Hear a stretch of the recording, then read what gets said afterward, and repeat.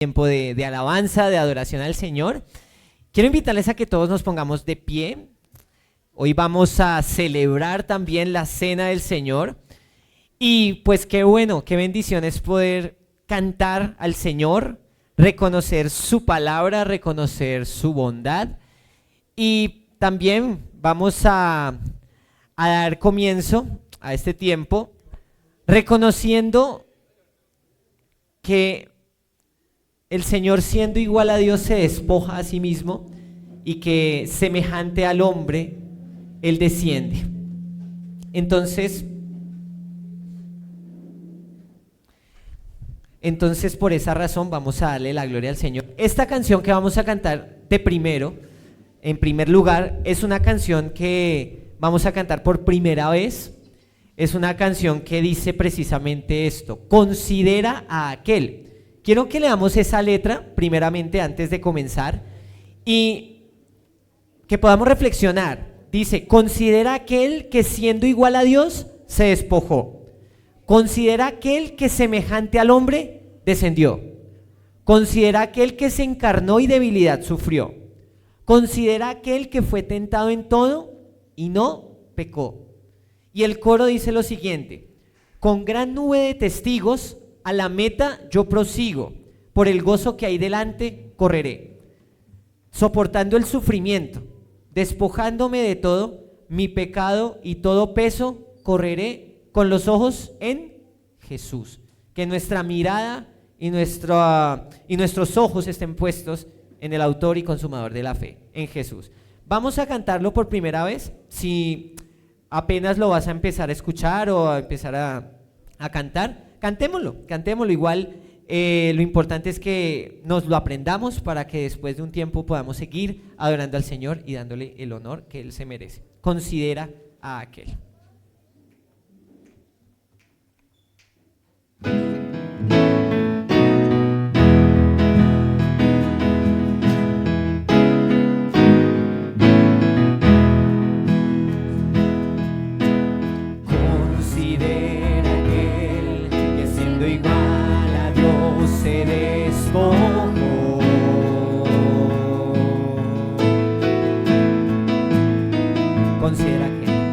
Considera aquel que semejante al hombre descendió.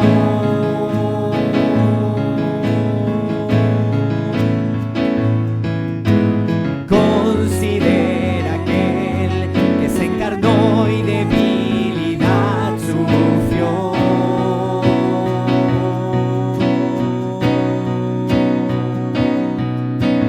Considera aquel que fue tentado en todo y no pecó. Con gran nube de testigos a la meta yo prosigo, por el gozo que hay delante correré, soportando el sufrimiento y despojándome de todo mi pecado y todo peso, correré con los ojos en Jesús.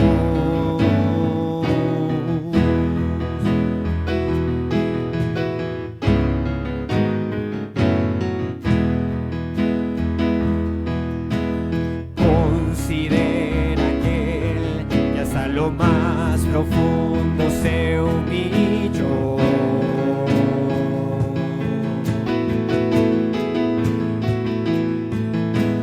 Considera aquel que despreció y vergüenza y dolor.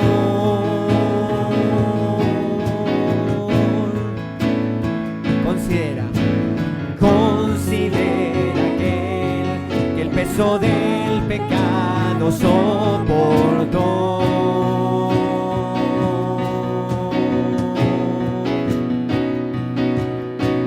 Considera aquel que hasta la cruz la muerte padeció.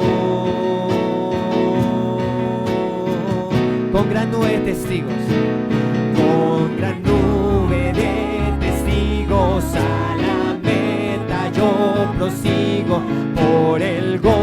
gozo que hay delante correré, soportando el sufrimiento y despojándome de todo mi pecado y todo peso correré, con gran nube de testigos, con gran nube de testigos a la meta yo prosigo, por el gozo que hay delante correré,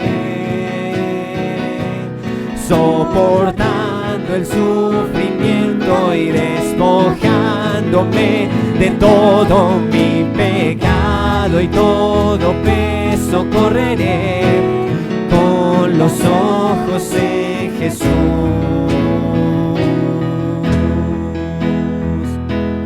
El Cordero y León, el pecado y la muerte Él venció, el mediador, eterna paz, intercede ante el trono celestial, el autor, consumador, mi fe preserva con poder, gracia y amor, el principio y final, por los siglos de los siglos reinará, con gran nube de testigos a la meta yo prosigo, por el gozo que hay delante correré, soportando el sufrimiento y despojándome de todo mi pecado y todo peso correré, con gran nube de testigos a la meta yo prosigo, y que hay delante correré,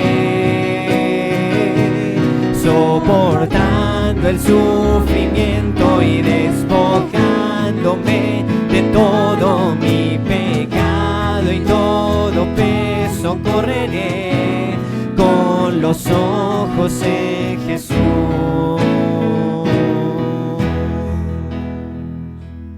Bendito Dios y Padre Celestial, nos presentamos delante de ti, Señor. Gracias porque realmente podemos cantar a ti, podemos considerarte, Señor, realmente como siendo Dios te despojas, Señor eterno. Semejante al hombre descendiste, Señor, pero lo importante es que aunque estuviste encarnado, Padre Celestial, y sufriste debilidad, lo importante es que fuiste tentado, pero no pecaste, Señor. Y ese es un gran ejemplo para nosotros, Padre Celestial, porque tú eres perfecto en todo, Padre Celestial, y por eso te damos la gloria y la honra en el nombre de Jesús. Amén y amén. En esta canción, Sofonías, capítulo 3, precisamente nos menciona eso. Jehová el Señor está en medio de nosotros, y Él salvará y se gozará sobre nosotros con alegría. Démosle la gloria al Señor y cantemos: Jehová está en medio de ti.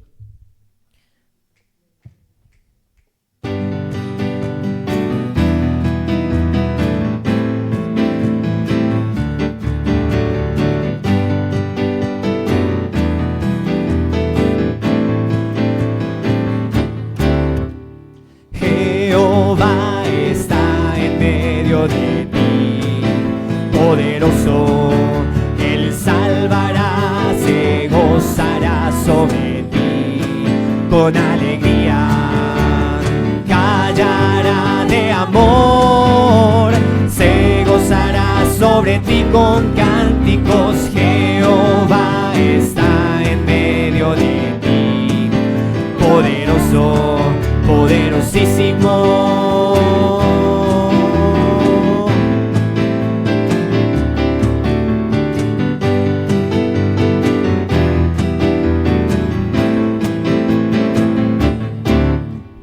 Jehová está en medio de ti, poderoso, Él salvará, se gozará sobre ti con alegría, callará de amor, se gozará sobre ti con cánticos, Jehová está en medio de ti, poderoso, poderosísimo,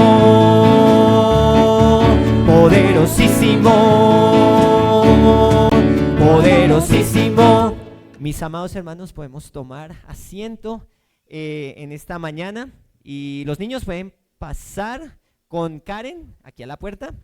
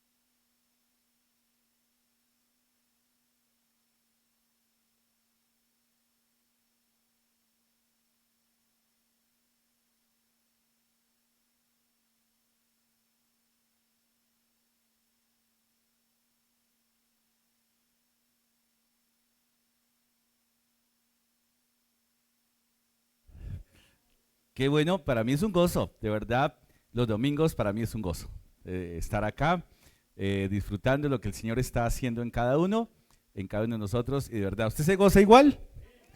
Dígaselo a su hermano, es un gozo estar acá al lado tuyo, puede decírselo. Eso es lo que vamos a experimentar en el cielo, ¿no? Siempre lo digo, es la experiencia del amor del Señor en nuestra vida. Es algo que vamos a tener y que más si lo ejercitamos acá, mientras el Señor nos da vida en esta tierra acá, y lo ejercitamos. La iglesia es el ejercicio terrenal de lo que va a suceder en lo celestial. Así que es la manera de ejercitar nuestro amor, ver, ¿cierto?, la obra de gracia en la vida de mis hermanos. Y es un gozo, por eso es un gozo ver. Qué bueno verles. ¿Cómo les acabo de ir esta semana a todos? ¿Bien? Ah, bueno. ¿Con luchas o sin luchas? ¿Muchas luchas? No, pare de sufrir. Ah, bueno. Las luchas, siempre habrá luchas, dificultades, tribulaciones, pero lo que nos diferencia, siempre lo hablamos, es la esperanza viva en Cristo Jesús. Es lo que diferencia. Vamos a estar enfrentados a tristezas, a pruebas, a dolores, a lutos, a enfermedades. Vamos a estar enfrentados. Eso Jesús no dijo van a estar libres de todas estas cosas. No, en el mundo tendréis aflicción. Pero lo que hace diferente al cristiano es eso, entender la realidad que Dios nos presenta, pero enfrentar la realidad con el armamento que Dios nos dota en cada momento, que es esa esperanza viva en Cristo Jesús. Eso es lo que hace diferente, ¿no? La esperanza viva que Dios nos ha dado. Qué bueno, estuvimos hace 8 días, ¿cómo se llama lo que estuvimos hace 8 días? Le llamamos cariñosamente salpicón, ¿no? ¿Sí tomaron harto salpicón hace 8 días o no? Ah, bueno. Muy bueno, muy nutrido, ¿no? Qué bendición, salpicones, de verdad que es un deleite. Y es lo que hacemos, ¿no?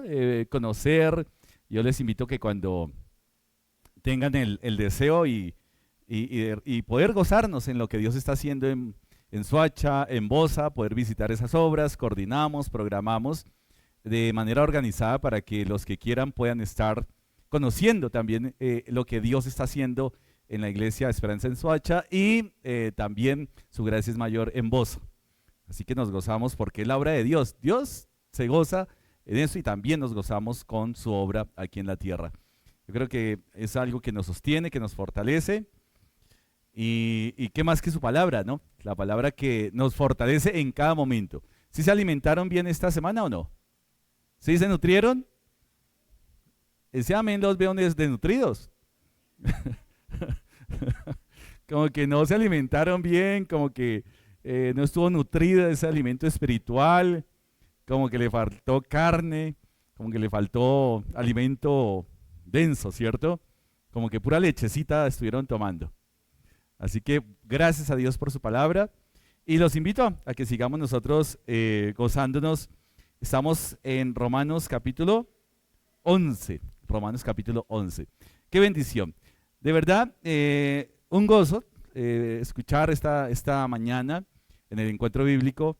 Y mis hermanos, estos los que están muy juiciosos en el encuentro y espero que toda la iglesia esté disfrutando el encuentro bíblico con lo que estamos hablando de dones espirituales, ¿no?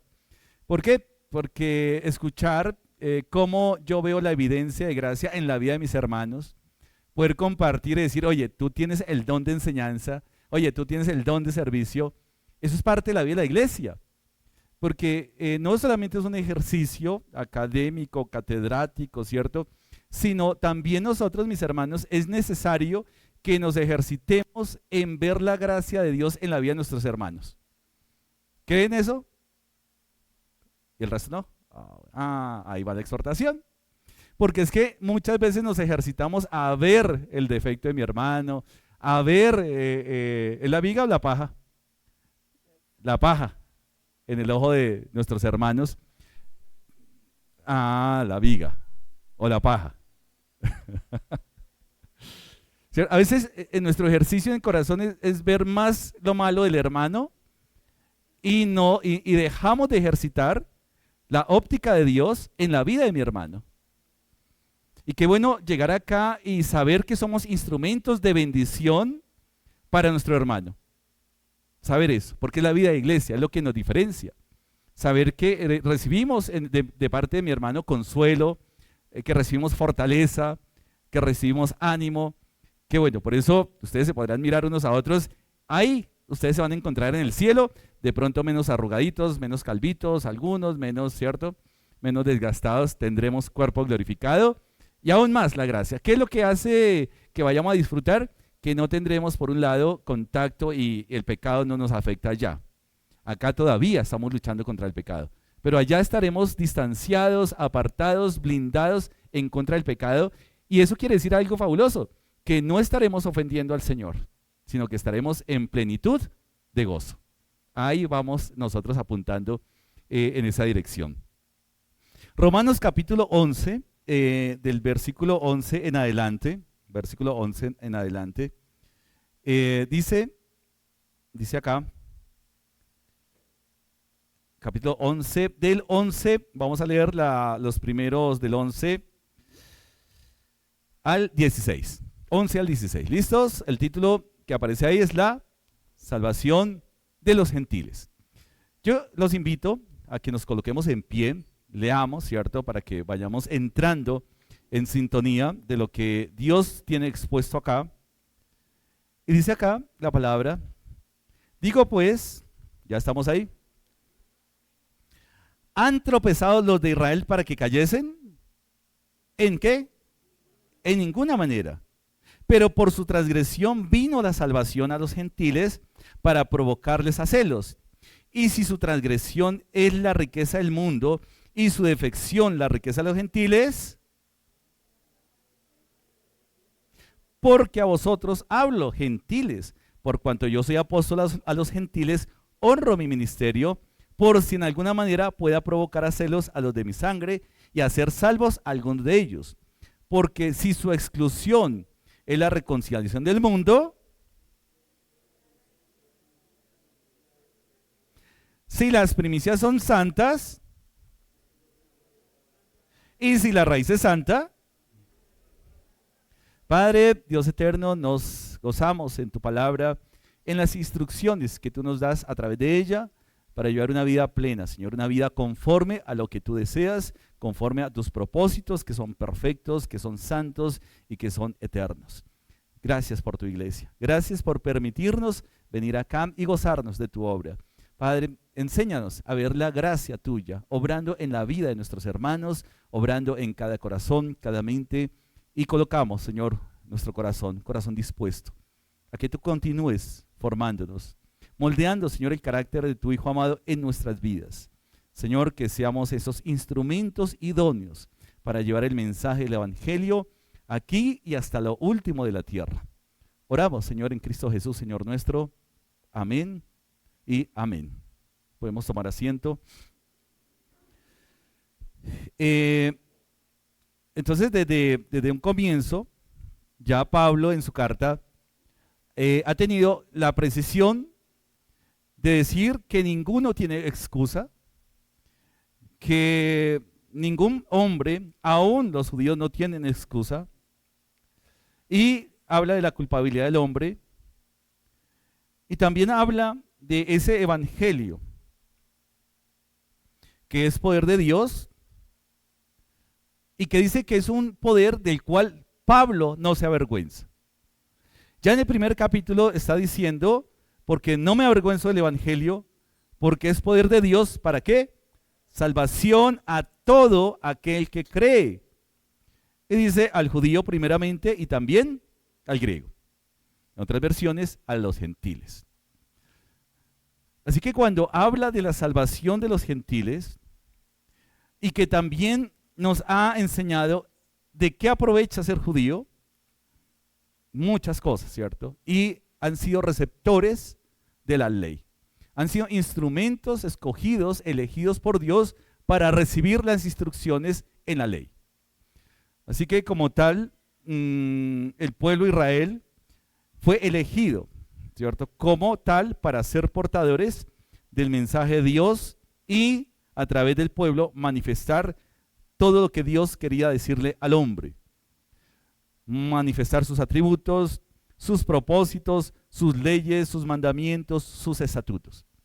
Es decir, que las naciones vieran cómo es el estándar de Dios para formar un pueblo santo, es decir, apartado de todas las culturas, identificado con la santidad de Dios. Y es tan así que en el Antiguo Testamento encontramos aún una distinción en la dieta de los judíos, aún una distinción. No solamente en la dieta, sino también en sus costumbres, en el vestuario, en la manera de comportarse, en la manera de acercarse a Dios. Es decir, que es un pueblo totalmente apartado y diferenciado del resto de las naciones, que es un gran modelo para nosotros, lo que Dios quiere hacer en esta nación, porque a veces nosotros, tristemente, la gente no nota la diferencia entre un cristiano y un mundano. Tristemente. De pronto, a veces nuestro comportamiento, nuestras palabras, nuestros pensamientos, incluso hasta nuestra indiferencia a las cosas de Dios, hace que la gente no note la diferencia. Y de pronto, en algún momento, la gente diga, oiga, yo no sabía que usted era cristiano. Ay, gloria a Dios, Dios lo bendiga, ¿no? Y el mundo es el que comienza a decir palabras que deberíamos nosotros, deberían identificarnos como tal. Así que la salvación de los gentiles, y poner varios temas acá, evidentemente Pablo tiene un llamado porque es un apóstol a los gentiles. Y los gentiles, pues obviamente cuando se dice gentil, no estamos hablando el término gentil como nosotros lo utilizamos, ¿cierto? Algún varón hace un favor, ay, tan gentil, muy gentil, ¿no? O sea, amable, ¿cierto? Eso no quiere decir eso. Y la idea entonces sería encontrar en qué momento los gentiles fueron gentiles y en qué momento los judíos se identificaron como el pueblo de Dios. Porque de hecho, si Dios ha elegido crear al hombre, nadie incidió en que decirle a Dios, oye, ¿por qué no creamos una criatura a tu imagen? Nadie. Dios eligió crear al hombre, Dios eligió salvar al hombre, y ya el hombre tenía, en el momento del inicio, ya tenía una norma de fe y conducta para Dios. Había una comunicación directa, había una comunión directa entre su criatura y Dios. Pero también había unas normas que el hombre no podía transgredir, no podía quebrantar, y de todo lo que Dios le había dado, solamente una norma le había dado. De todo árbol podréis, ¿qué? Comer, de todo. Es decir, he creado todo para que tú lo disfrutes, pero para que tú lo administres. Y la forma como tú vas a administrar va a ser el reflejo de mi gobierno, de mi autoridad, de mi santidad, de mi soberanía. Así que el hombre inicialmente tiene un gran compromiso delante de Dios y es reflejar ese gobierno y esa autoridad santa de Dios aquí en la tierra. Pero eso no es para Génesis solamente, porque finalmente la iglesia tiene el compromiso efectivamente de hacer lo mismo. Nosotros somos embajadores de Cristo, de manera que somos los representantes, es lo que el mundo está viendo, cómo es la santidad de Dios. Y cuando quieren ver la santidad de Dios, cuando quieren ver cómo es Dios, los caracteres de Dios, necesitan ver al cristiano. Por eso donde quiera que vayamos, es la representación, dice la palabra, que somos embajadores de Cristo. No es posible que nosotros no podamos ser luz al mundo sencillamente porque hemos confundido nuestro papel con el mundo. Los mismos ideales, las mismas quejas, los mismos lamentos. Y el pueblo de Israel, finalmente, después del proceso, sabemos de la caída, sabemos de la corrupción, sabemos de cómo efectivamente se multiplicó la corrupción en el mundo, pero que el plan de Dios para el hombre no cambió. El hombre es imagen y semejanza de Dios y por lo tanto el propósito de Dios continúa, y es tanto que finalmente en la iglesia la gran comisión, si usted la compara con Génesis, es fructificad y multiplicados. La gran comisión es fructificad y multiplicados. Es decir, dar a conocer el propósito, el carácter, los atributos de Dios y su plan de salvación hasta lo último de la tierra. No ha cambiado en esencia, el propósito de Dios continúa.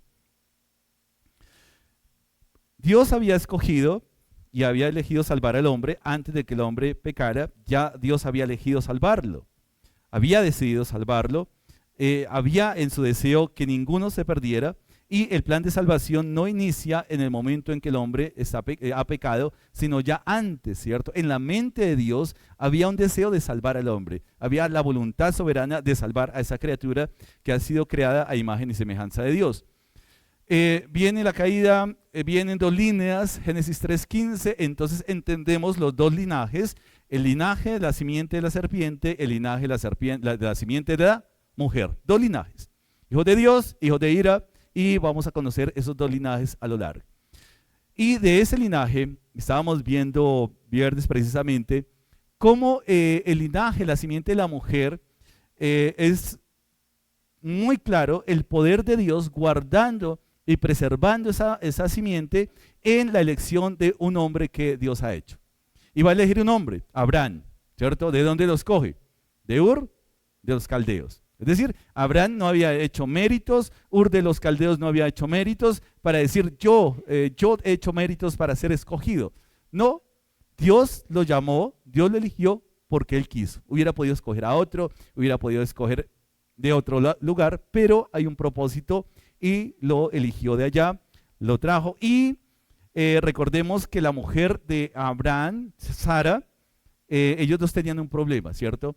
Dios le promete mucha descendencia, en el momento en que tiene ese encuentro con Dios, Dios le promete que ahí van a ser naciones, pero acordemos que hay un problema un pequeño gran problema, que Sara era estéril, dice la palabra. Uy, pero ¿cómo así? A ver, promete una simiente y escoge a un hombre y fijo, los escoge entraditos en años y de postre la mujer es estéril.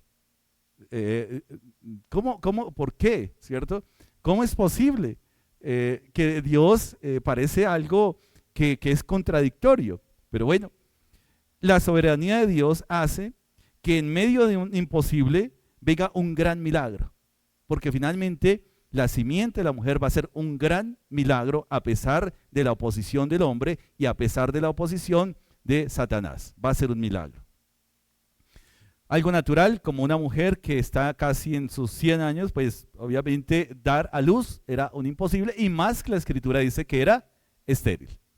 ¿Viene quién? A través de ellos va a venir Isaac, ¿cierto? Isaac. Vino Ismael, pero el que Dios dijo no es Ismael, ¿va a ser quién? Isaac. Isaac tiene esposa que es, y otra vez la gran característica de Rebeca es que es estéril. Vamos dos. Bueno, está bien, de pronto algo está pasando acá en la historia. Y viene entonces Jacob y Esaú. Y Jacob es quien va a aportar esa posta de lo que ha elegido Dios. Y Jacob se enamora ¿de quién? De Raquel. Pero Raquel tenía otro gran problema.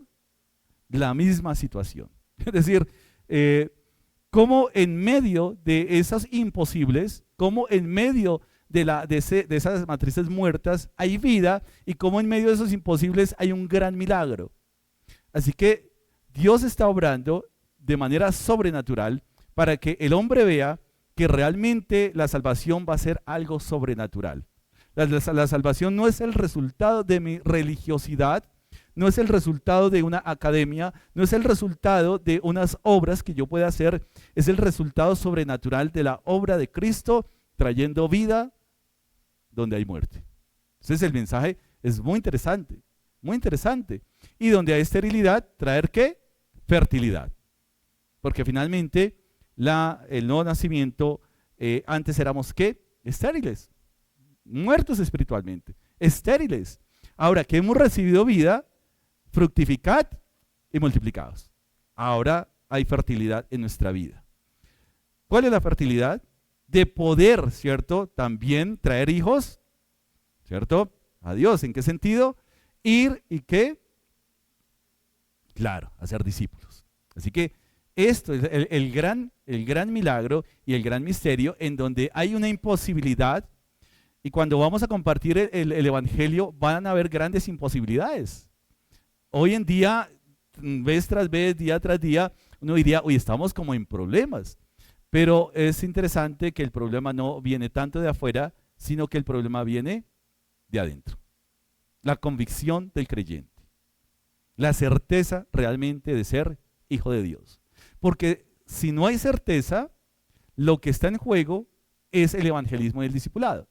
Si yo no tengo la certeza de un nuevo nacimiento, si yo no tengo la certeza de ser hijo de Dios, eso va a ser una tragedia. No voy a poder comunicar un mensaje en donde yo estoy dudando, ¿cierto?, de lo que Dios ha hecho en mi vida. No va a funcionar.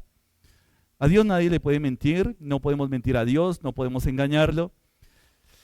Y entonces eso nos da a entender que ahora los judíos se van a determinar, ya se presenta una división muy clara entre judíos y gentiles, y algunos dicen en Set, otros dicen en Abraham, otros dicen en Isaac.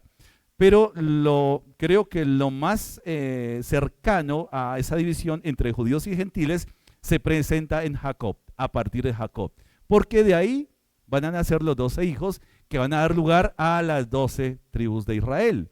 Ahora sí, hay una nación, hay un pueblo que se puede decir el pueblo, y obviamente Judá, ¿cierto? Por el hijo de Jacob, pero Israel porque Dios cambió el nombre de Jacob y le puso Israel, así que el pueblo de Israel. Ahí podríamos ver una clara división entre el pueblo que Dios está formando y el resto. Así que el resto que Dios no ha elegido como su pueblo, se podría llamar que son los gentiles.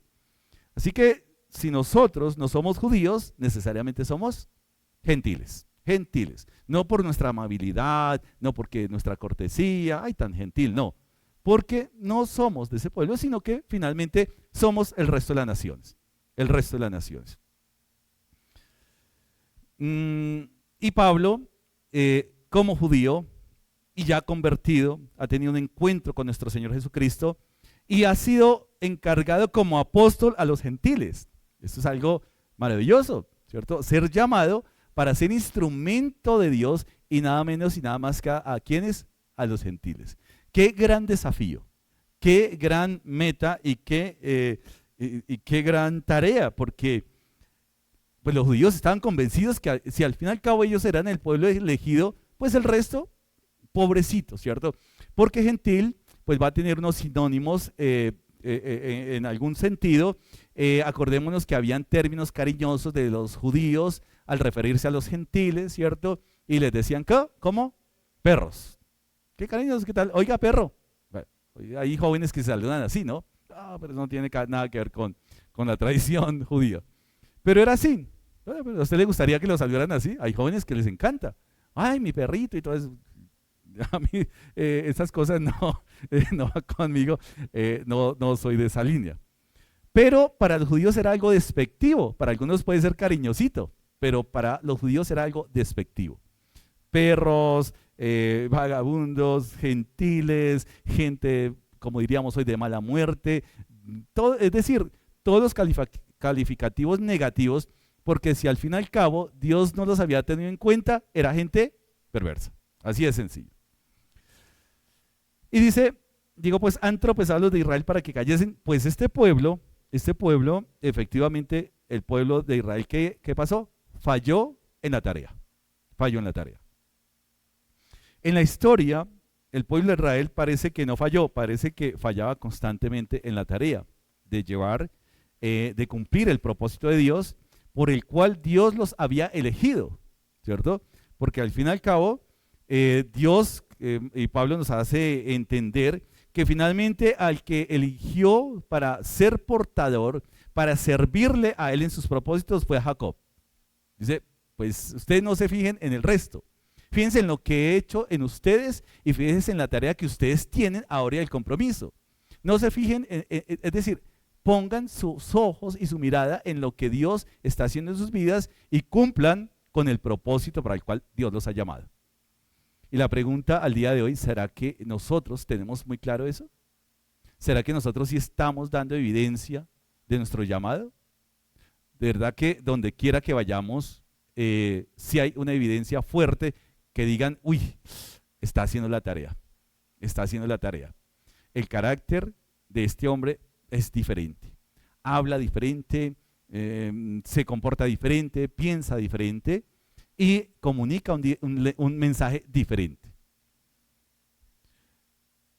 El propósito de Dios al llamar a Israel era para cumplir su propósito, un llamado para servicio, y ellos fallaron en ese llamado para servicio.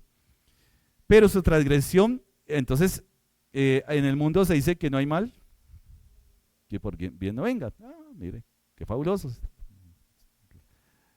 Eso podría decir uno en ninguna manera, pero por su transgresión, es decir, los judíos han fallado, han tropezado, ¿cierto?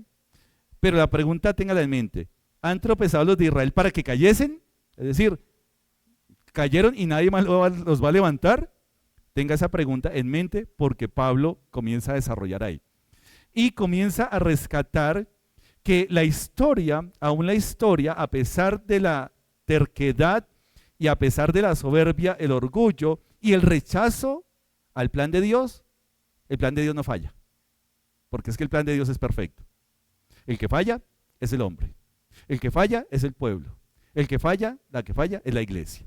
Pero el propósito y el plan de Dios no falla. En ninguna manera, pero por su transgresión vino la salvación ¿a quiénes? A los gentiles, es decir, a esa gente despreciable, esa gente de quinta categoría, esa gente que ladra, ¿cierto? Porque al fin y al cabo son gente terrible, ¿cierto? A ellos, ¿cierto? Por su transgresión vino la salvación a los gentiles, ¿para qué? Provocarles a celos. O sea que hay dos propósitos. Esa caída, por un lado, hizo posible que ahora el foco, ¿cierto? El propósito y la dirección de Dios fuera ¿a dónde? A los gentiles. Eso era imposible para un judío prácticamente. No había salvación para un gentil. Prácticamente eso era Dios que tenía que ver, un Dios santo que va a tener que ver con culturas paganas. Si al fin y al cabo nos ha elegido a nosotros que somos el pueblo santo de Él. Fue llamado para ser santo, pero no tenían una vida y un testimonio santo conforme a lo que Dios quería formar en ellos. Cuanto más en y si su transgresión es la riqueza del mundo y su defección la riqueza de los gentiles, cuanto más su plena restauración. Entonces no solamente está hablando de caída, sino también está hablando de restauración. Restauración. Porque a vosotros hablo gentiles, por cuanto yo soy apóstol a los gentiles, honro mi ministerio, por si en alguna manera pueda provocar a celos a los de mi sangre. Ahora, ¿qué son los celos? ¿Alguien ha experimentado celos acá o no? ¿Sí? ¿No? ¿Ninguno? Ah, uy, qué maravilla. Bueno, pueblo santo, sin mancha, perfecto. Listo. Sí, porque hay otros contextos en donde hay celos y hay gente que dice que hay celos enfermizos, ¿no? Y entonces él o ella se demoraron 5 minutos y qué pasó y dónde estaba y todas esas cosas, el cuestionario, ¿no? Entonces hay, ¿cierto? Pero esos celos tienen que ver con algo más perverso, porque finalmente era como esa envidia, ¿cierto? Como ese sentimiento negativo, el por qué Dios está escogiendo gente que es terrible, que es pagana, que es idólatra, ¿por qué? Pero no era una ira santa, era un celo perverso. Eso es lo que está ocasionando que Dios ahora, por causa de la transgresión de los judíos, por causa del rechazo hacia el Mesías prometido, ahora Dios decía, pues ahí, quédense quieticos y miren lo que hace, lo que yo hago por mi gracia. Y sigue diciendo, porque si su exclusión es la reconciliación del mundo, ¿qué será su admisión sino vida de entre los muertos? Si las primicias son santas, también lo es la masa restante. Y si la raíz es santa, también lo son las ramas. Entonces aquí comienza Pablo a describir, ¿cierto? Y a hablar de ramas, y a hablar de raíz, y a hablar de árbol, y hablar de, y intrínsecamente, o mejor, implícitamente está hablando de fruto. Esto es muy, muy interesante, muy profundo. Pues si alguna de las ramas fueron desgajadas, entonces comenzamos a ver que Pablo está dibujando la figura ¿de qué? De un árbol, de un árbol. Y está describiendo, ¿y el árbol qué tiene? Pues tiene raíces, tiene tronco y tiene ramas, ¿cierto? ¿Alguien acá le gusta las planticas y todo eso? ¿Sí? ¿Le gusta?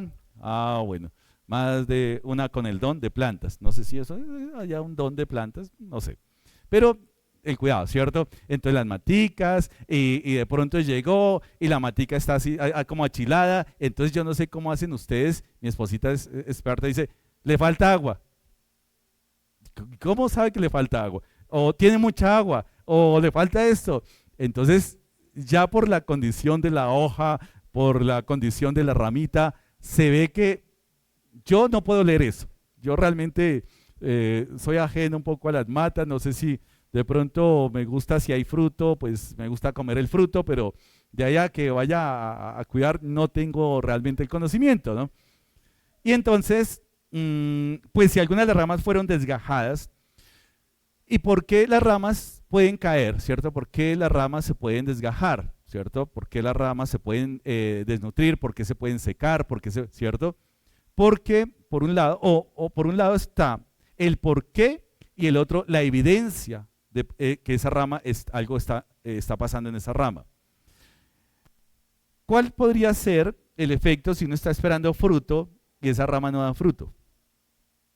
Y hay otras que sí dan fruto y hay otras que no. Hay unas que se ponen como amarillas, ¿sí? Eso sí lo he notado, ¿cierto? Hay ramas que se ponen como amarillas, como que se secan y ¿qué hay que hacer con esas ramas y esas? Cortarlas, ¿cierto? O arrancar el árbol y plantar esas amarillitas. ¿No sirve? No va a servir. Entonces lo que se hace es comenzar a cortar, comenzar a desgajar. Esto es lo que estaba hablando Pablo, porque es interesante. Pues si algunas de las ramas fueron desgajadas y tú, siendo olivo silvestre, estamos hablando ahora que hay dos elementos y en algún salmo, también en algunos salmos habla del olivo. Y del olivo, de ahí salen ¿qué? Las olivas, ¿sí? Y de las olivas, ¿saben qué? El aceite de oliva, ¿cierto? Así que para poder sacar ese aceite, ¿qué hay que hacer? Exprimir, machacar, ¿cierto? Presionar para que salga un buen aceite. Pero hay dos cosas, que puede haber un olivo cultivado y puede haber un olivo silvestre. ¿Cuál es el que va a tener mejor fruto? El cultivado, ¿cierto? El cultivado. Y a veces cuando hablamos de matas silvestres, hablamos es de como maleza, ¿no? Una maleza, ay, mire, nació. Y esas matas silvestres, eso sí he visto que crecen. Eso sí no hay que cuidarlas, ¿no? Esas malezas no hay que cuidarlas como tal. Eso hasta en los ladrillos, ¿no? No les ha pasado, se abren paso. Pero una mata cultivada parece que es más delicada, porque hay que tener cuidado, podarla, los nutrientes, el agua, y eso, el cuidado, se va a reflejar directamente en el fruto. Y tú, siendo olivo silvestre, has sido injertado en lugar de ellas y has sido hecho participante de la raíz y de la rica savia del olivo. Ahora se está dirigiendo a ¿quiénes? Esta porción se está dirigiendo a ¿quiénes? A los gentiles. O sea que hay un olivo que ha sido cultivado, que ha sido cuidado, que ha sido conservado, pero parece que ese olivo, algunas ramas, y ojo porque acá dice, algunas ramas fueron ¿qué? Desgajadas, no todas. O sea, no es que cortó el olivo y vamos a hacer todo nuevo. Algunas se desgajaron y otras quedaron. Y en esas algunas, dice acá, pues si algunas de las ramas fueron desgajadas y tú, siendo olivo silvestre, has sido injertado en lugar de ellas, o sea, rama desgajada, rama injertada, ¿cierto? ¿Para qué? Y pues podemos hablar de varios injertos, y ustedes que saben mucho de injertos, pues todos, ¿cierto? Todos sabemos cómo se hace el injerto. Tiene una técnica hasta especial, ¿no? Que se corta como en diagonal, bueno, en cruz, bueno, no sé, algo así. Y comienza en la plantica para que la planta y el injerto funcionen como un solo organismo. ¿Vamos ahí?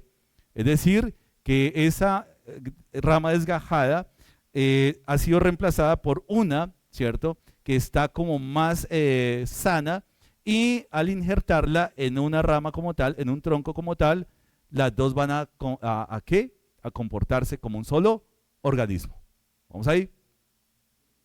Algo parecido, aunque acá habla de plantas como tal, pero algo parecido en medicina cuando hay injertos de piel. ¿Sí lo han visto? De pronto hay una, por quemadura o cicatrices, falta piel, y ¿de dónde sacan? De otro lado, ¿cierto? E injertan para que esa piel comience a regenerar el tejido, y ahí está. No es la piel original, pero funciona como si fuera la piel original en ciertos casos. Así que no son las ramas originales, pero van a comportarse como si fueran ¿qué? Las ramas originales. No te jactes en lugar de ellas, y has sido hecho participante de la raíz y de la rica savia del olivo. Así que la raíz, y vemos que la raíz del pueblo de Israel necesariamente va a ser la raíz como pueblo, y tendríamos que hablar de Isaac, de Abraham, de Isaac y de Jacob. Vamos a estar, porque ahí es cuando identificamos a partir de cuándo viene el pueblo de Israel y cuándo viene los gentiles. Pero dice hay una aclaración acá. Pablo dice, no te jactes contra qué. Versículo 18, no te jactes contra qué. Las ramas. Y si te jactas, sabe que no sustentas tú a la raíz, sino la raíz a ti. Pues las ramas dirás, ¿cierto? Pues las ramas dirás, fueron desgajadas para que yo fuese injertado. Bien, por su incredulidad fueron desgajadas, pero tú por la fe estás en pie, ¿cierto? No te ensoberbezcas, sino teme, porque si Dios no perdonó a las ramas naturales, a ti tampoco ¿qué? Te perdonará. O sea que hay algo muy fuerte, una advertencia acerca efectivamente de lo que ha pasado en el pueblo de Israel. El pueblo de Israel rechazó al Mesías, el pueblo de Israel rechazó el llamado de Dios. El pueblo de Israel a lo largo de su historia, efectivamente, y hay un patrón que tenemos que identificar en cuanto a la obra de Satanás en el hombre.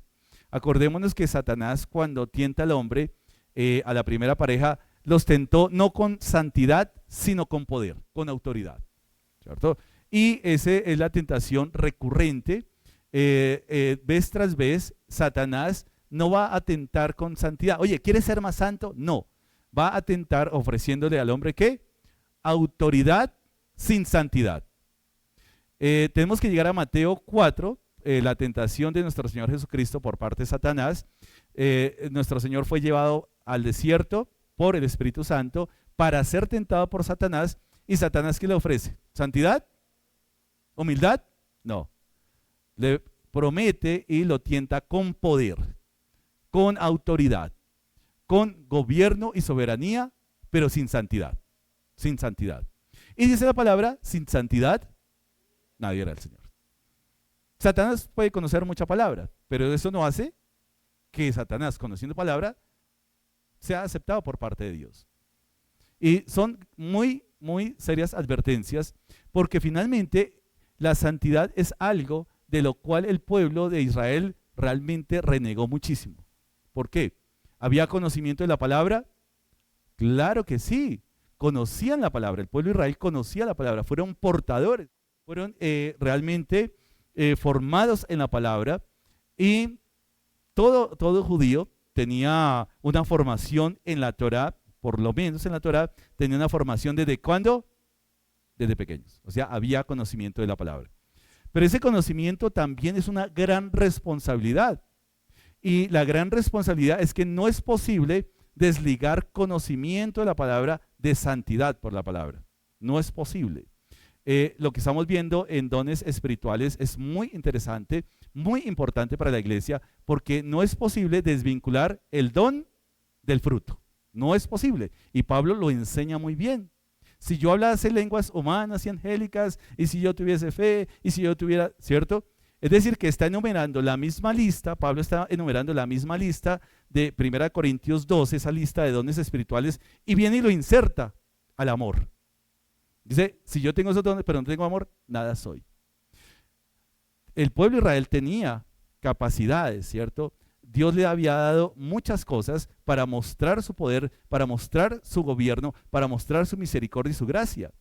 Pero el pueblo de Israel no quería nada, era un pueblo que duro de servicio, duro de servicio.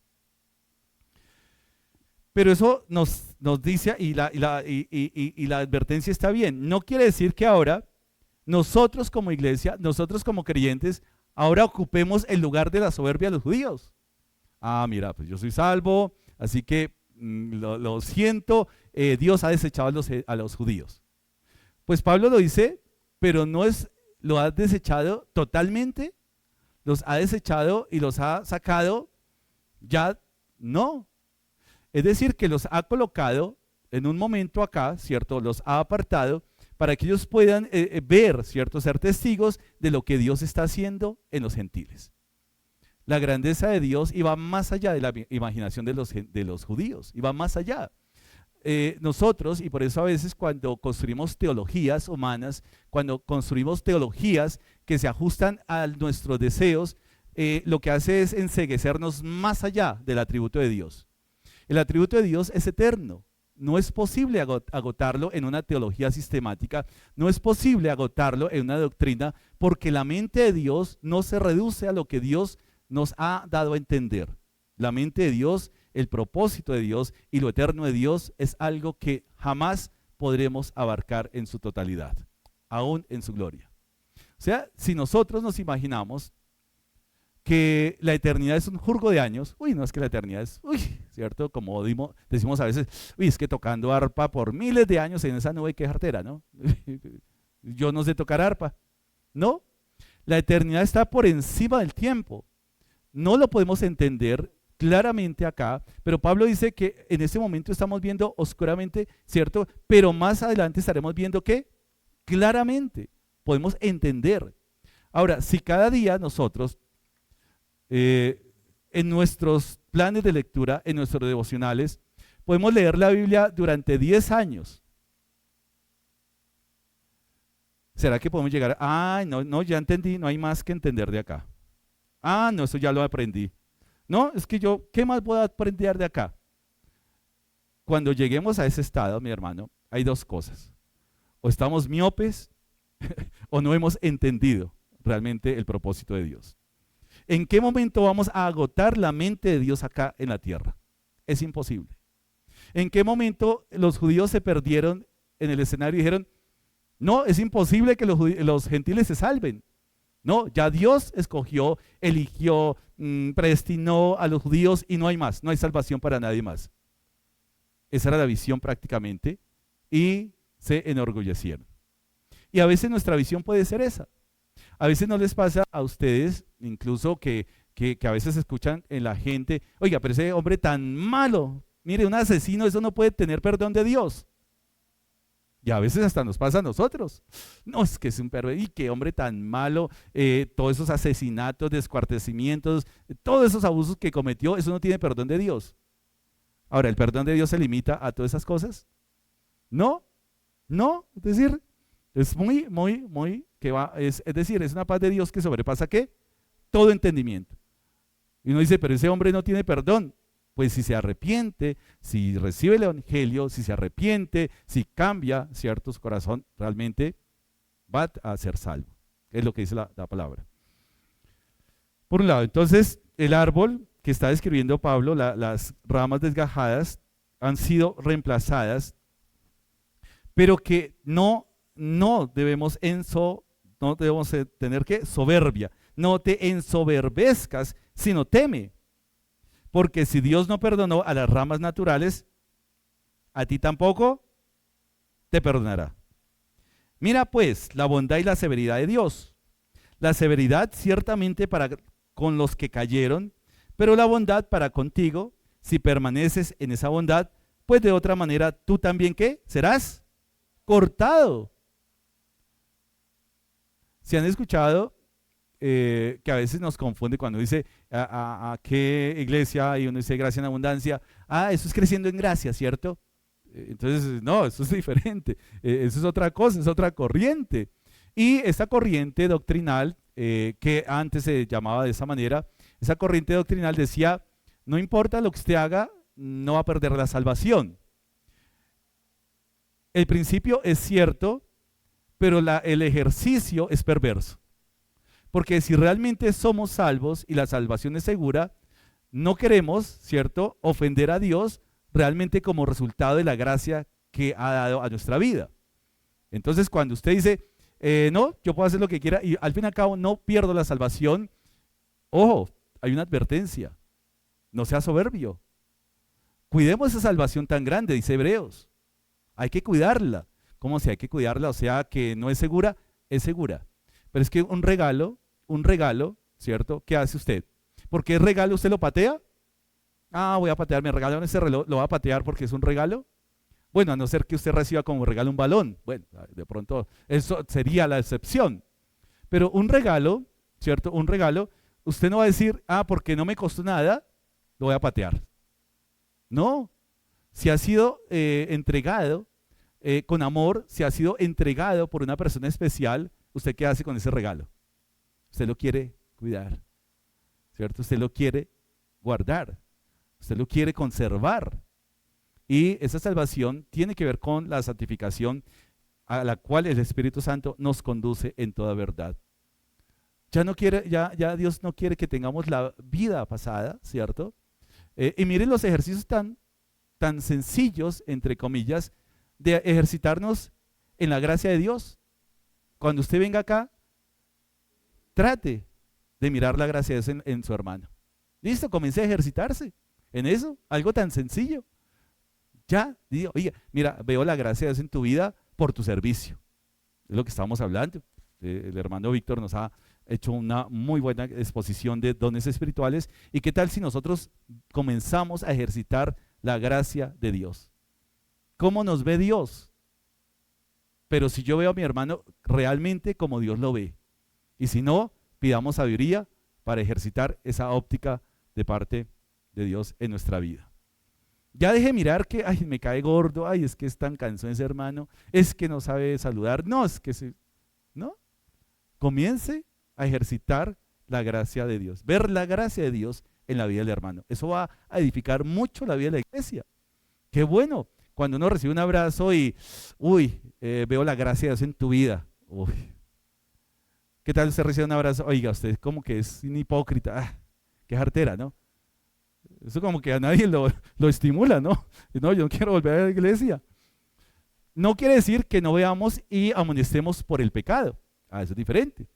La gracia de Dios, ¿cómo pecas de bonito? No es ver suave el pecado, es amonestarnos en el amor. Si alguien ha cometido un pecado, si alguien ha pecado contra mí, y mis hermanos, a veces pasa esto, Y de verdad es preocupante que pasen las iglesias porque no se entiende lo que es realmente un verdadero creyente. Es que cuando de pronto no recibimos la respuesta correcta, me voy a la iglesia. No me saludaron hoy. Entonces no vuelvo. ¿Sí? Acá no hay amor. O sea, el amor es sufrido, entienda. El amor todo lo sufre, todo lo soporta, todo. O sea, no hemos entendido. Todavía hay orgullo en nuestro corazón porque esperamos que de pronto el hermano, y de pronto el hermano está en una tragedia y lo que necesita es que yo le exprese y le manifieste el amor de Dios. Esa es la vida de la iglesia. Ejercitar ese amor. El pueblo de Israel se volvió un pueblo frío, un pueblo terco, un pueblo duro. Calificaba conforme a lo que ellos querían. Calificaban a la gente conforme a la ley. No saben la ley, no conocen la ley, no la practican. Entonces, cero, se rajaba todo el mundo. Se rajaba todo el mundo. Así que es una muy buena advertencia para los gentiles que Pablo está diciendo, pues por la bondad y la severidad de Dios. Está hablando del carácter santo de Dios en cuanto a su bondad, pero también en cuanto a ¿qué? Su severidad. Dios es severo. También Dios es airado contra el pecado, pero también Dios es amor, es el atributo. La Biblia dice, Dios es amor. No, pero es que ahí dice Dios es amor. No le quite ese atributo. ¿Por qué queremos quitarle ese atributo a Dios a veces, cierto? Por capricho. No se lo quitemos. Eso es lo que dice la palabra. Pues de otra manera tú también serías cortado. Ahora, más adelante, y sigue diciendo Pablo, sigue diciendo, y aún ellos, si no permanecieren en incredulidad, serán injertados, pues poderoso es Dios para volverlos a injertar. Es decir, sí, ahí nos da a entender, fueron cortados, ¿cierto? Ojo, fueron desgajados. Pero si Dios es poderoso para injertar lo que no era natural, ¿acaso no es poderoso para volver a injertar lo que había cortado? Claro. Mis hermanos, esto es muy interesante para la iglesia. Es que cuando no entendemos lo que es iglesia, hermano, tenemos que comenzar a temblar. Tenemos que comenzar a temer si no entendemos lo que realmente quiere decir la iglesia. No, acá estamos cómodos, Dios ya nos salvó por gracia. No, hay una advertencia acá. Los judíos en su soberbia creyeron que tenían un lugar seguro, pecaron, rechazaron, y Dios ¿qué hizo?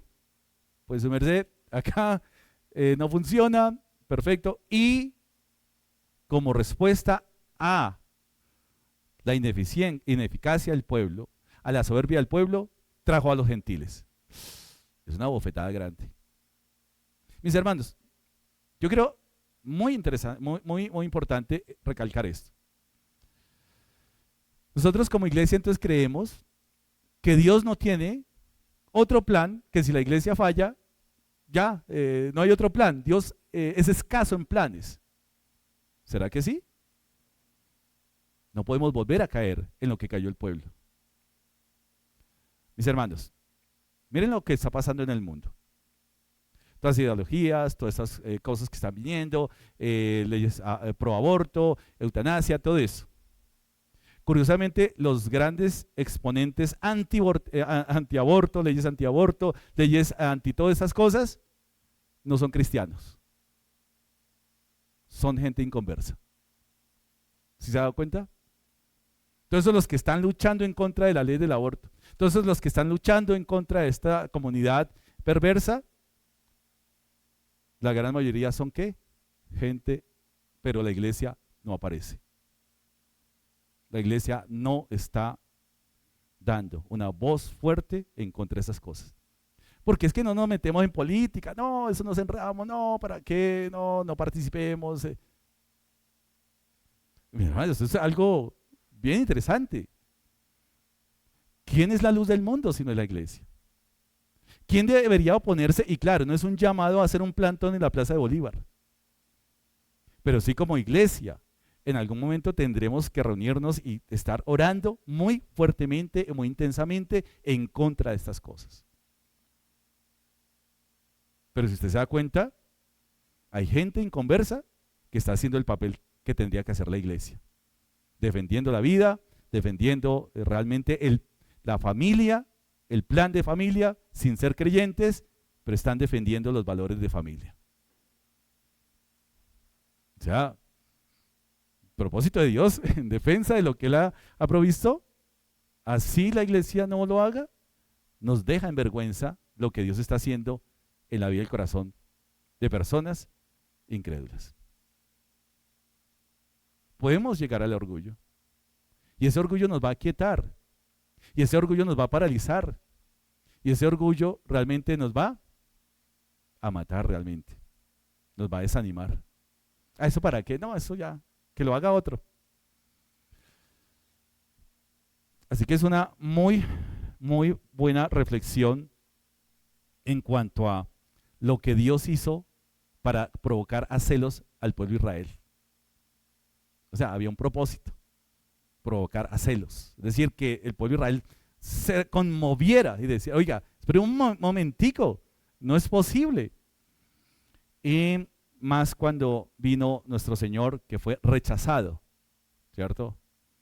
A lo suyo, o sea, su ministerio vino y los suyos no le recibieron. Muy, muy intenso el ministerio del apóstol Pablo, porque no solamente tuvo lucha contra no solamente tuvo lucha por los judaizantes, sino también advirtiendo a los gentiles que no les vaya a pasar lo mismo. No les vaya a pasar lo mismo. Miren, mis hermanos, la Biblia nos advierte, ojo, por eso dice que estas cosas se han escrito estas cosas, ¿para qué? Para que nosotros entendamos cómo es el carácter de Dios.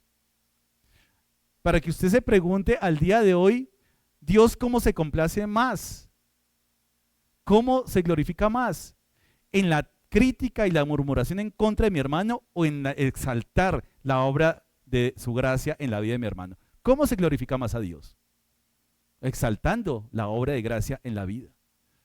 ¿Cómo se glorifica más a Dios? Y miren algo, mis hermanos, que el pueblo de Israel era un pueblo que estaba capacitado para llevar a cabo la tarea de manera perfecta. ¿La iglesia está capacitada? ¿Dios le ha dado la capacidad? ¿Estamos hablando de qué? Dones espirituales. Dones espirituales. Acá algo que yo veo, y es muy interesante el tema que estamos tomando, porque algo que el pueblo no entendió es que no era solamente conocimiento intelectual. Les faltó el conocimiento, ¿qué? Relacional. Mi pueblo fue destruido, ¿por qué? Porque le faltó. O sea que no tenían la Torah, sí la tenían. No tenían la instrucción, sí la tenían. No tenían los dirigentes y los líderes y los maestros, sí los tenían. Pero no era el conocimiento intelectual, era el conocimiento relacional.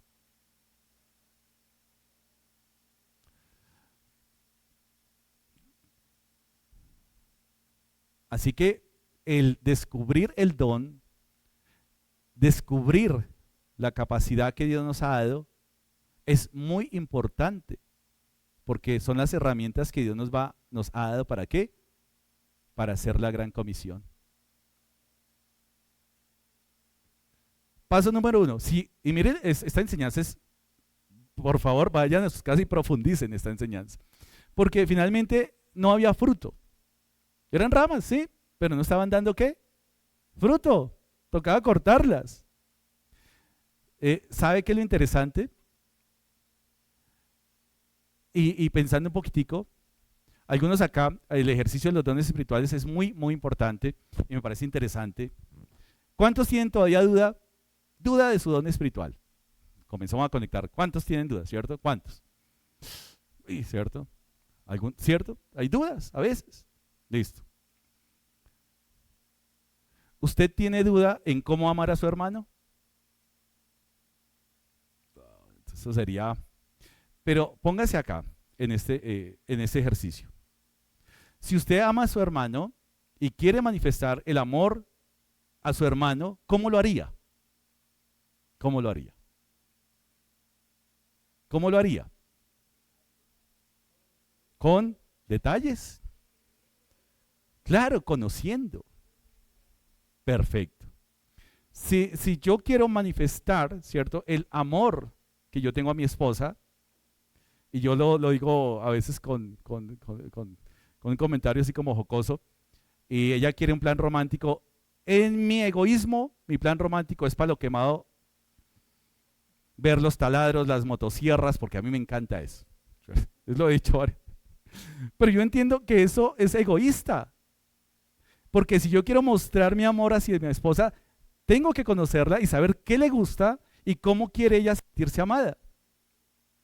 Entonces, de pronto, ella, no soy cantante, pero bueno, voy a hacer el ejemplo y dar el ejemplo real. Si yo fuera músico y a ella le gustan las canciones, ¿yo cómo muestro mi amor a ella? ¿Cantando? Ahora, si ella dijera, no, es que si no me cantas, ¿qué tengo que hacer yo? ¿Aprender a qué? Porque deseo mostrar mi amor a mi esposa. Cuando usted desea mostrar y manifestar el amor que Dios le ha dado a usted hacia la iglesia, comienza a identificar su don espiritual. ¿Vamos ahí? Y comienza a alejarse del orgullo y la soberbia. Porque es lo que decían ahorita ustedes. De pronto, identificando el don me lleva a la soberbia del orgullo. No, porque cuando yo quiero manifestar el amor de Dios a un hermano, de pronto digo, y el hermano está solito, venga, le llevo un tinto. Yo quiero manifestar, quiero llevarle un, y es más, le voy a llevar otra cosita. Entonces, estoy manifestando mi don de ¿qué? Servicio. De pronto está solito, yo como, y no, como que le voy a dar una palabra de ánimo, porque quiero manifestar mi amor a ese hermano de esa manera. Entonces, mis hermanos, que no seamos ramas injertadas sin fruto, porque eso es terrible. Es terrible. Porque el fruto es la vida de la iglesia. El fruto es la vida del creyente. El fruto es la manifestación de la gracia de Dios en mi vida, sí o sí. Por eso, mis hermanos, el amor de Dios como el fruto indefectiblemente en la vida del pueblo o en la vida de la iglesia. Porque el amor cubre. Claro. ¿Vamos ahí? Ese fue el gran problema. Un pueblo que tenía conocimiento, un pueblo que tenía comunión con Dios, pero se enorgulleció, cayó en soberbia. Y para eso el antídoto a la soberbia, cuando un hermano es soberbio, el antídoto ¿cuál es? El amor. El amor. Ay, a mí nadie me saluda. Pues, yo lo he dicho. Cuando usted comienza a ejercitar, hay algo en su corazón y algo en su vida que comienza a cambiar, mis hermanos. Comienza a cambiar. Cuando algún hermano, usted tiene conflicto con un hermano, ¿qué tiene que hacer? Amarlo. Amarlo. Y va a haber fruto en su vida. Y va a comenzar a identificar la capacidad que Dios le ha dado a usted para que ame a su hermano. Es un buen comienzo. Comience a practicarlo, mi hermano. Si hay dudas en los dones espirituales, comience a ejercitar cómo usted quiere servir o cómo quiere amar a su hermano. Entonces, mi esposita, yo quiero aprender a cocinar porque yo sé lo que a ella le gusta, a mí me gustaría, y en algún momento me capacitaré en cocina. De pronto, los primeros días le hará un daño impresionante, pero llegará al término porque así es el don. El don se ejercita una y otra vez, porque es la palabra, lo que dice la palabra, ejercitemos los dones. Así que el pueblo se le olvidó el propósito, ¿cierto? Y no daba fruto. ¿Se acuerdan la higuera? Es el vivo ejemplo de lo que estaba pasando con el pueblo. Lleno de hojas, lleno de orgullo, ¿pero qué? Nada de fruto. Nada de fruto. Mis hermanos, comencemos a reflexionar acerca de que si la iglesia no está cumpliendo su tarea en el mundo, usted va a ver hombres del mundo haciendo la tarea que le corresponde a la iglesia. Y ahí lo estamos viendo. Nos hemos vuelto indiferentes ante el pecado, nos hemos vuelto indiferentes a todas estas cosas que están pasando y nos conformamos solamente, y discúlpenme porque yo también lo hago, a ver videos, no más. Wow, mire este hombre cómo habla de bonito. Pero jamás se nos pasa por la mente que esa es la tarea nuestra, porque son los valores de Dios. La vida, la familia, los derechos de los niños, los que no han nacido. O sea, estamos dando fruto, hay fruto agradable para Dios. Somos esas ramas injertadas que realmente están tomando esa savia y dando fruto para Dios. ¿O todavía estamos en una posición que no es? Apocalipsis, para que vean cómo se conecta esto a la iglesia. Apocalipsis capítulo 2. Dice el mensaje a qué? A las 7 iglesias. ¿Está hablando de qué? De iglesias.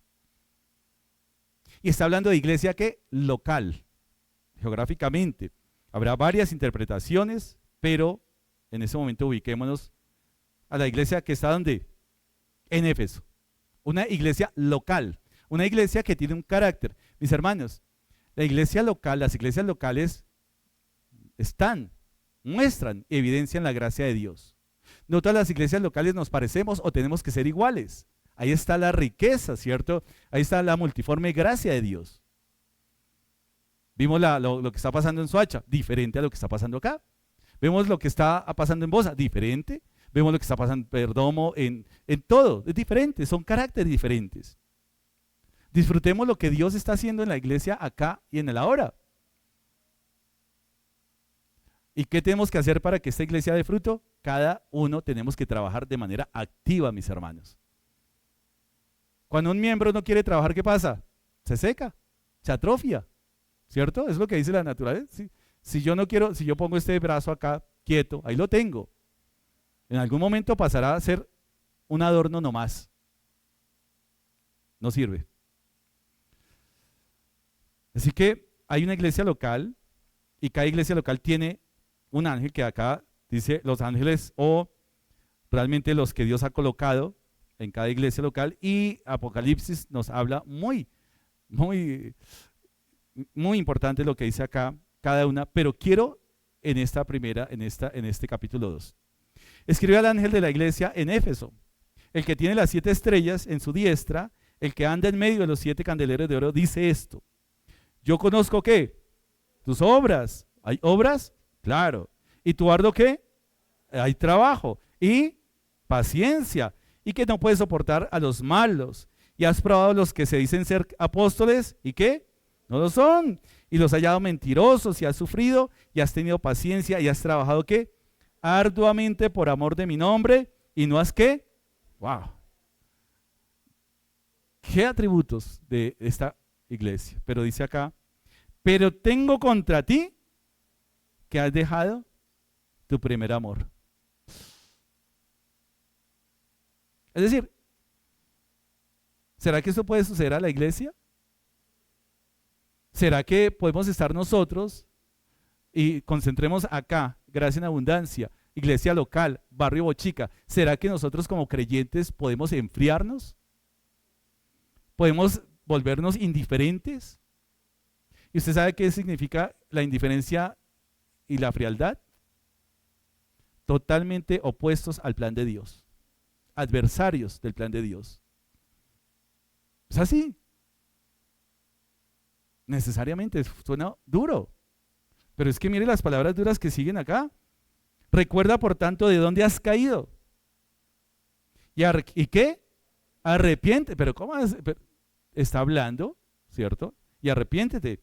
Y haz las primeras obras, pues si no, vendré pronto a ti y quitaré tu candelero de su lugar, si no te ¿qué? Hubieras arrepentido. O sea, es una advertencia que realmente nosotros podemos estar haciendo muchas cosas. Podemos estar aprendiendo tantas otras. Pero esto es complejo, ¿no? Es decir, ¿has dejado qué? Tu primer amor. Y Pablo está advirtiendo, ojo, ramas injertadas, que no les pase lo mismo, que no venga la soberbia, que venga el fruto más bien en la iglesia. Es algo que glorifica a Dios. Ya Dios había en el Antiguo Testamento, Dios ya había provocado a celos a la nación de Israel muchas veces, bastantes, por la dureza del pueblo, Pero una de las que más me llama la atención lo encontramos en el profeta Jonás. ¿Quién eran esos habitantes? Eran unas joyitas. Tremendo. ¿Cierto? Y en Jonás capítulo 3, vino palabra de Jehová, Jonás capítulo 3, vino palabra de Jehová por segunda vez a Jonás diciendo, levántate y ve a aquella gran ciudad y proclama en ella el mensaje que yo te diré. Y se levantó Jonás y fue a Nínive conforme a la palabra de Jehová. Era Nínive ciudad grande en extremo de 3 días de camino. Y comenzó Jonás a entrar por la ciudad, camino de un día, y predicaba diciendo, de aquí a 40 días Nínive será destruida. Y los hombres de Nínive creyeron. Espere, ¿sí? Los hombres de Nínive creyeron a Dios. Ahí dice, creyeron a Dios. ¿Y qué dice? Y proclamaron ayuno y se vistieron de cilicio desde el mayor hasta el menor de ellos. Oiga, pero no que era una joyita este pueblo, no que eran perversos, no que eran unos asesinos. Y llegó la noticia hasta el rey de Nínive y se levantó de su silla, se despojó de su vestido y se cubrió de cilicio y se sentó sobre ceniza. Versículo 7. E hizo proclamar y anunciar en Nínive por mandato del rey y de sus grandes, diciendo, hombres y animales. Oiga, es que esto sí ya se fue más allá, ¿cierto? Se fue más allá. Oiga, los que tienen mascotas, pongan a ayunar a esas mascotas. Porque ahora hasta las mascotas comen mejor que los dueños. Hasta se visten mejor. Hasta tiene una EPS mejor que la de los dueños. Hasta los entierros. Por mandato del rey, sus grandes hombres y animales, bueyes y ovejas, no gusten cosa alguna, no se les dé alimento ni beban agua, sino cúbranse de cilicio, hombres y animales, y clamen ¿a quién? A Dios fuertemente, y conviértase cada uno de su mal, de la rapiña que hay en sus manos. ¿Quién sabe si se volverá y se arrepentirá Dios y se apartará del ardor de su ira y no pereceremos? Y cierra este capítulo de esa manera. Y vio Dios lo que hicieron, que se convirtieron de su mal camino y se arrepintió del mal que había hecho Dios, que les haría y no los hizo.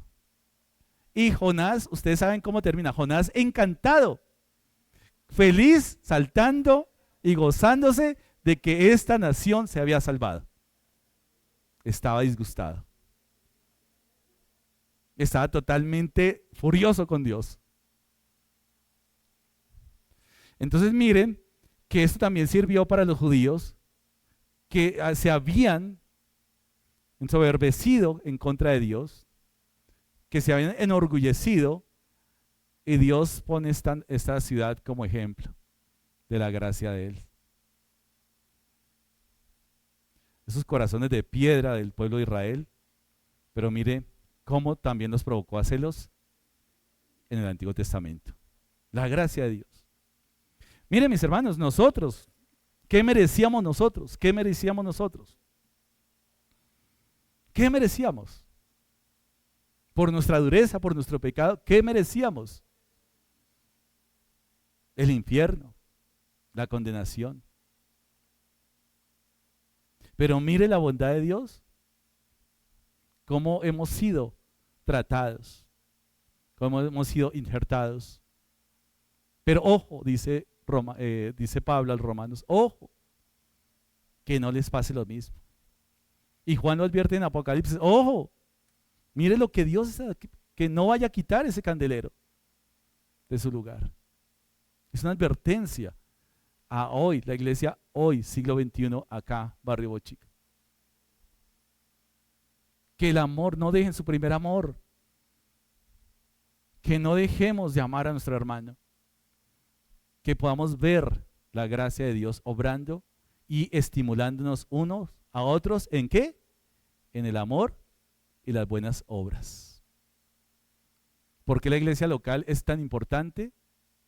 Porque el autor de Hebreos sigue diciendo, no dejando de congregarnos, como algunos. Hermanos, gocémonos acá en la iglesia. Vengamos con gozo, demos nuestra mejor sonrisa, nuestro mejor abrazo, nuestro mejor amor, porque hemos recibido el amor inmerecidamente. Nosotros no amamos por merecimiento, amamos porque Él nos amó primero. Y a todos los que han sido rescatados por ese amor infinito de Dios, a todos los que han sido receptores de esa gracia en salvación, a los que hemos nacido de nuevo, hoy un día de gozo. ¿Por qué? Porque nos reunimos ¿a qué? Conmemorar la cena del Señor. Un sacrificio de verdad que tiene que hacernos pensar a nosotros, que no entendemos el alto costo, pero que Dios así lo quiso. Y hoy venimos a conmemorar este sacrificio. Entonces le voy a pedir a mi hermano Raúl, mi hermano José, que por favor nos colaboren acá para distribuir los elementos. Mientras vamos meditando, yo voy a invitar a todos aquellos nacidos de nuevo, a todos aquellos que han sido rescatados y han recibido el regalo de la vida eterna, que por favor se coloquen en pie los que van a participar de la cena del Señor y podamos estar meditando. Y los que no, de pronto, ahí sentaditos, estén reflexionando de lo que hemos acabado de escuchar.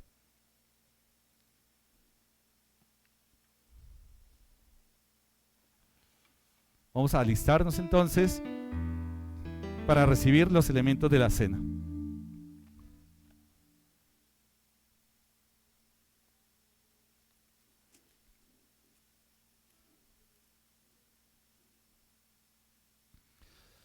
Entonces, si ya estamos listos, mi hermano Raúl, vamos entonces a orar por este tiempo y procedemos a distribuir los elementos de la cena. Y mientras estamos distribuyendo, esté reflexionando acerca del mensaje y cómo este mensaje confronta su vida, y no solamente cómo confronta, qué decisión vamos a tomar a partir de cuál va a ser nuestra respuesta frente a este mensaje.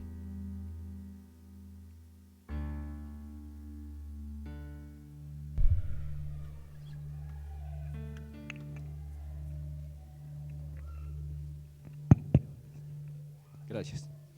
Padre nuestro que estás en los cielos, santificado, glorificado y exaltado sea su santo nombre.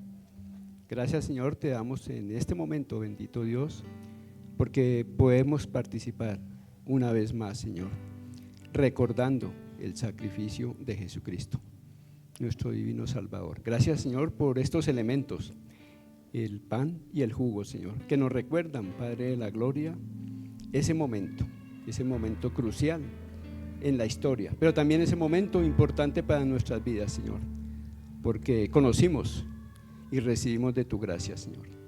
Gracias te damos, Señor, por este momento, Padre maravilloso, en que verdaderamente nuestro corazón, Señor, se alinea al tuyo y queremos volver a ese momento en que Jesucristo dio su vida. Pero también, Padre maravilloso, en la oportunidad que tenemos de participar, esperando ese regreso maravilloso de que Cristo viene por su iglesia. A ti la honra y la gloria, en el nombre de Jesús. Amén y amén.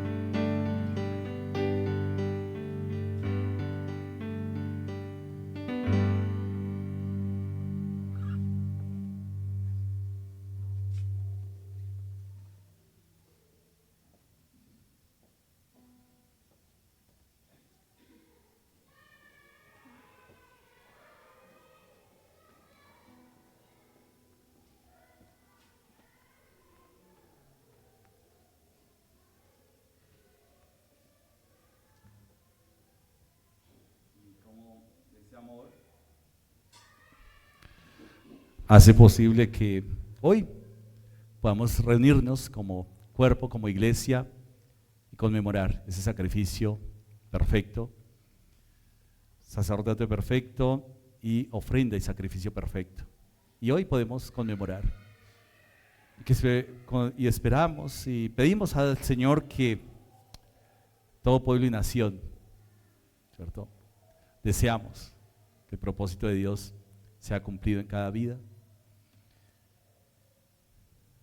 Quien se despojó y que también nos enseña a través de las palabras del apóstol Pablo, registradas, cómo él recibió ese mensaje, cómo su vida fue transformada con ese encuentro que tuvo con nuestro Señor Jesucristo, y que le transmite esa palabra. Dice Pablo: porque yo recibí del Señor lo que también os he enseñado, que el Señor Jesús, la noche que fue entregado, tomó pan y habiendo dado gracias lo partió y dijo: tomad, comed, esto es mi cuerpo, que por vosotros es partido, haced esto en memoria de mí.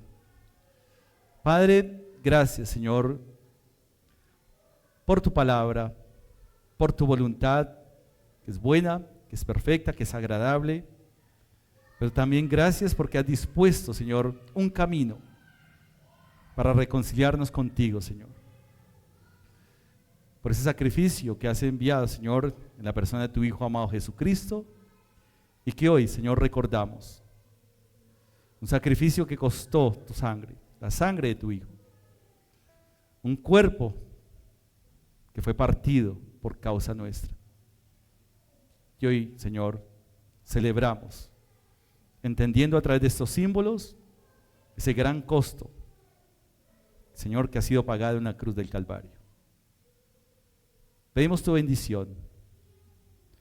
Bendecimos, Señor, estos elementos en el nombre de tu Hijo amado Jesús. Amén, Señor. Mis hermanos, participemos del pan.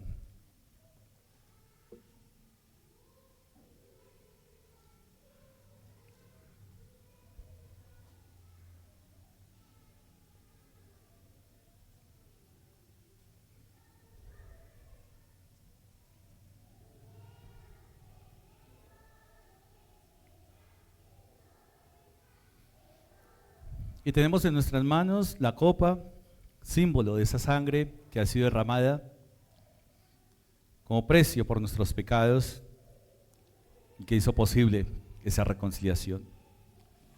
Mis hermanos, participemos de la copa.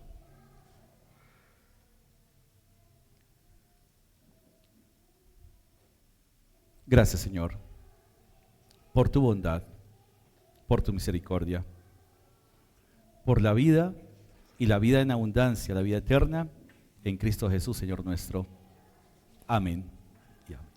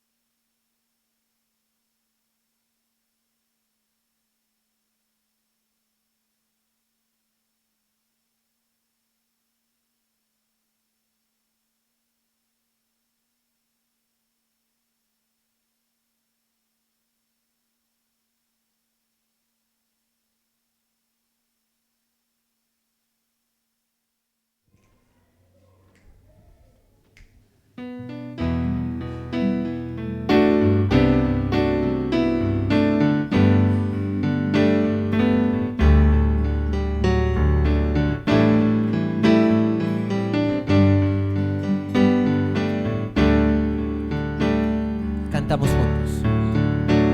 El misterio de la cruz no puedo comprender. La angustia que llegó a sufrir. El Hijo fue inmolado por Dios por mi ser.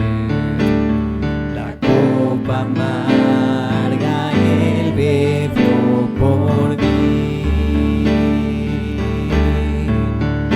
Tu sangre ha limpiado mi maldad. Gracias, Cristo, satisfecha está la ira del Señor. Gracias, Cristo, tu enemigo fui. Hoy me siento en tu mesa. Gracias, Cristo,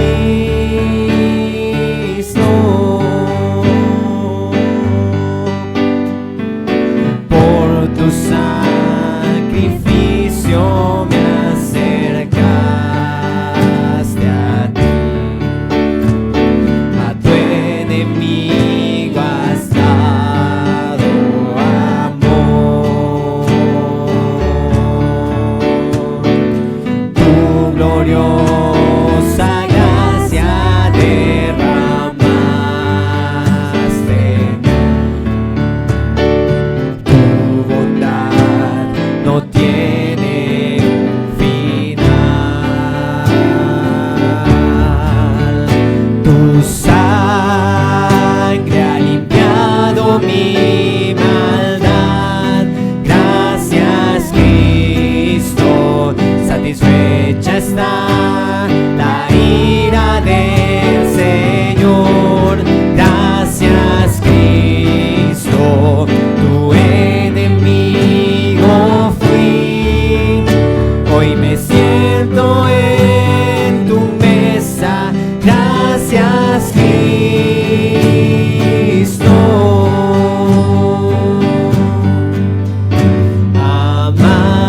Amante de mi ser, quiero vivir por ti. Amante de mi ser, quiero vivir por ti. Tu sangre ha limpiado mi maldad. Gracias, Cristo, satisfecha está la ira del Señor. Gracias, Cristo, tu enemigo fui. Hoy me siento en tu mesa. Gracias, Cristo.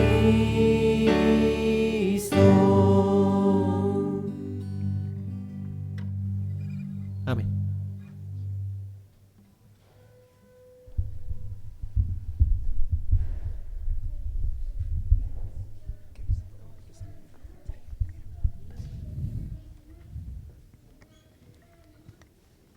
Mis hermanos, les animo con la misma reverencia.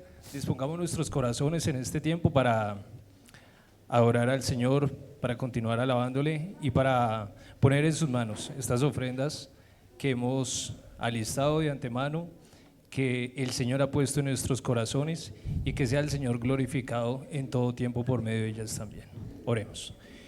Dios, mi Señor y Padre eterno, te alabamos, te damos toda gloria, honra y alabanza, porque a ti todo te pertenece, Señor.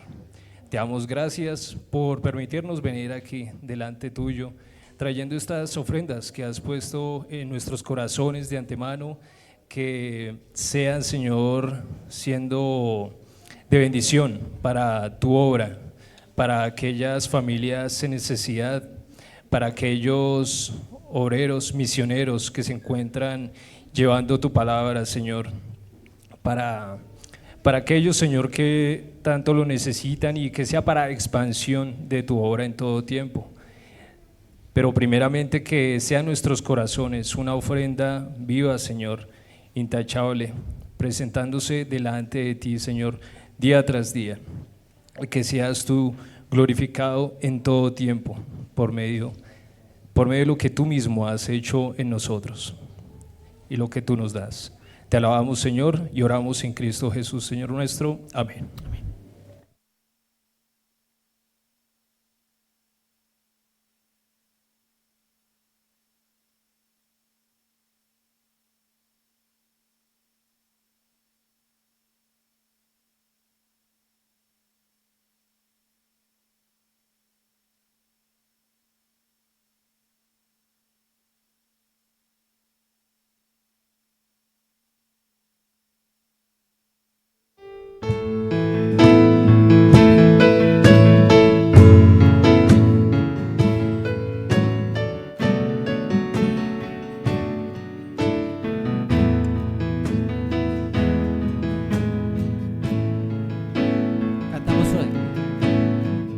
corazón con ganas de crecer, cargado de esperanza que descansa en él. Una canción mi vida debe ser, llena de alabanza, pura fragancia a él. Una visión para el mundo alcanzar, una misión que nunca se va a terminar, solo una meta hay que alcanzar.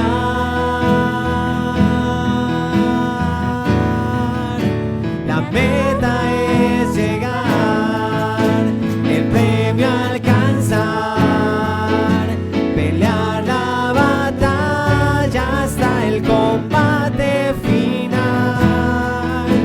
La meta es llegar, el premio alcanzar, hasta que me muera o él me venga a buscar. La meta es llegar.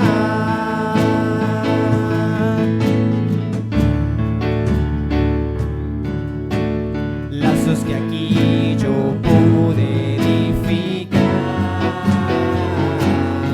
el tiempo y la distancia no podrán quebrar. Pasos que di con fe y seguridad, confiando en sus promesas y su fidelidad.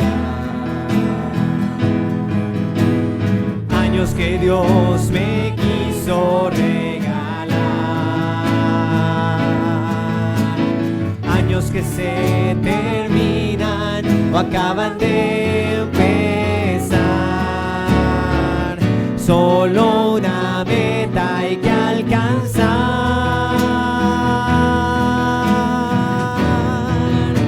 La meta es llegar, el premio alcanzar,